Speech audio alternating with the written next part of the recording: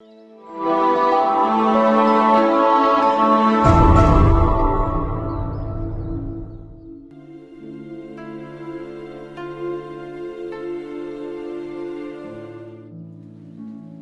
में मेरे अज़ीज़ भाइयों और बहनों, आज साल के दौरान हम 8वें एतवार की लतूरिया में शामिल हैं और आज तिलावतें खुदा का कलाम हमारी रहनुमाई करता है कि किस तरह हम खुदा से मोहब्बत कर सकते हैं, उसकी कुर्बत में रह सकते हैं और उससे फजल और बरकत पा सकते हैं। आज की जब पहली तिलावत की हम मताला करते हैं, उसकी तशरीह में जाते हैं तो हम देखते हैं कि ये हिकमत की किताबों में से है और हिकमत की किताबें असवार हिकमत 7 किताबों पर मुश्तमिल है और यशूब बिन सराग पढ़ने के, समझने के और खुदा के बेदों को समझने के लिए बहुत ही अहम रोल अदा करती है। आज जब हम पहली तिलावत सुनते हैं, इसमें से गौर करते हैं तो हम देखते हैं कि किस तरह एक दानश्वर आदमी, दानश्वर शख्स किस तरह अपने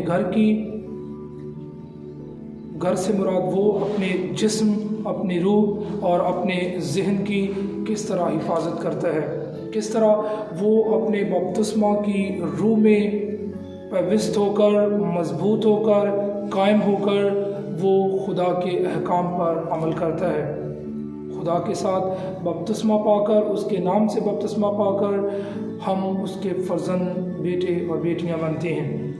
आज की तिलावत हमारी रहनुमाई करती है कि जिस तरह दरख्त अपने फल से पहचाना जाता है, अक्लमंद जब घर बनाता है तो वो मजबूती वाली जगह का इंतखाब करता है। आज पहली तिलावत भी हमें इसी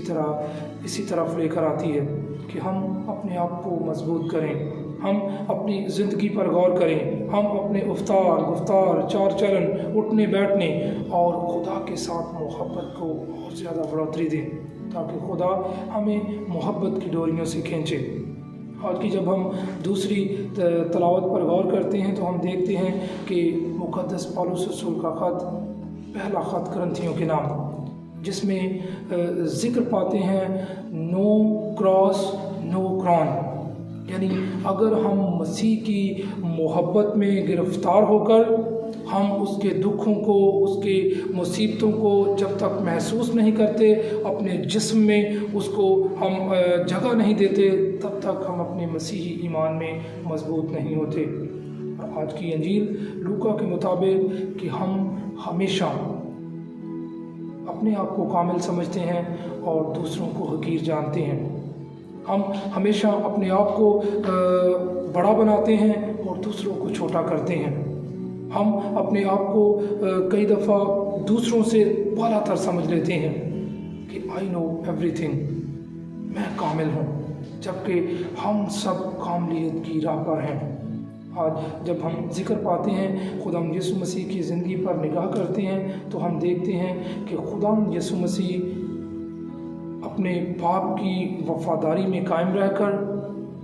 उस मोहब्बत में कायम रहकर वो ताज हासिल करते हैं, वो खुदा बाप के दाहिने हाथ खड़े होने का फजल पाते हैं। आज मैं और आप इसी ईमान में बुलाए गए हैं ताकि हम खुदा से फजल और बरकत और फजल और रहमत पाकर हम मसीही ईमान में मजबूत हों। आज की जब दूसरी तिलावत पर निगाह करते हैं तो मुक़द्दस पौलुस जो हमें रहनुमाई देता है, वो इसी ख़त में लिखता है कि किस तरह मोहब्बत में कायम रहकर, उल्फत में कायम रहकर हम खुदा के साथ करीब हो सकते हैं। वो कहता है कि अगर मैं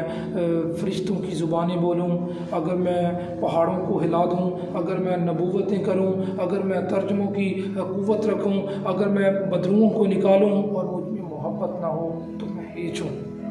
ठनठनाता पीतल और झनझनाती झांझ हूँ। इसलिए मोहब्बत अफसल है। खुदा यीशु मसीह भी कहते हैं कि जो कोई मोहब्बत में कायम रहता है, जैसा मैंने तुमसे प्यार किया है तुम भी एक दूसरे से प्यार करो, हकीकी ताक मैं हूँ, तुम डालियाँ हो।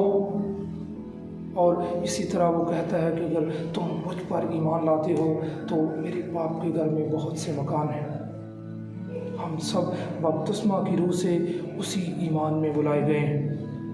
جس کی طرف آج مقدس پالوس اشارہ کرتا ہے۔ کہتا ہے کہ محبت میں قائم رہ کر، الفت میں قائم رہ کر، خدا کی ساری تکالیف اور مصیبتوں کو برداشت کر کے جب ہم خدا کے ساتھ مضبوط رہتے ہیں تو ہم ہمیشہ کی زندگی کے وارث ٹھہرتے ہیں۔ تو آج